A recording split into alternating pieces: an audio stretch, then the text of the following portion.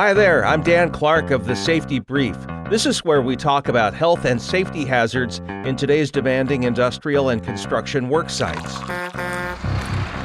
Let's talk about the danger of struck-by accidents when employees are struck by vehicles, struck by equipment, struck by tools, or struck by supplies on the move. Here's a sad fact. Struck-by accidents are the number one cause of injuries at construction sites and the number two leading cause of death. And here's a striking number, a couple of them. We have over 800 construction deaths in the United States annually, and more than 150 of those are caused by struck-by accidents, and they could be avoided. Let's take a look at the different types. Number one, falling objects. Something falls from an upper level at a work site. Number two, flying objects. Saws and grinders can break and send parts flying. Air-pressurized tools could malfunction. Number three, swinging or slipping objects. Tools, supplies, or other things being moved pose this kind of hazard, like a pallet of bricks being moved to the top levels of a work site. They could swing or slip. And number four, ground level objects. Now, these are the most common struck by accidents. They happen really quickly, no warning, and they could be from forklifts, from cranes, other vehicles, or anything happening at ground level. Let's take a look at how to prevent all of these struck by accidents.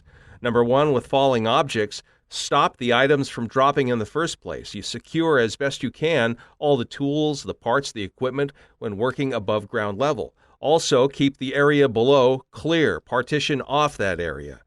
And also provide hard hats and other PPE for workers on the ground. Number two, for gear such as saws, belt sanders, pressurized air or gas, just place them so that if the device fails and something goes flying out, it will eject into a wall or protective material. Number three, the swinging or slipping objects. Use straps to tie things down so motion or wind won't cause anything to become unstable.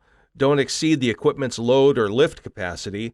And keep the area clear. Use safety tape or mark off the areas. And number four, and this could be your most important way to prevent struck-by accidents, at ground level, because most workers spend most of their time at ground level, therefore most accidents happen there.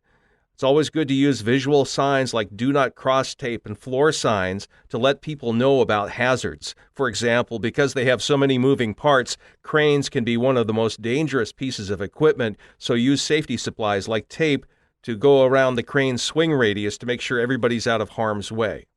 Forklift operators must be trained and certified. Ensure that the forklift or other vehicle has a reverse alarm when backing up, and you may even need to use another worker to signal when a vehicle is backing up.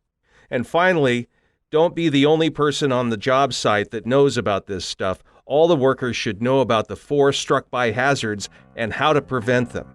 Well, that's it for this episode. Come back for more tips and techniques on how to stay safety compliant in today's ever-changing landscape of safety requirements. I'm Dan Clark of the Safety Brief. It's sponsored by Creative Safety Supply. See the website at creativesafetysupply.com.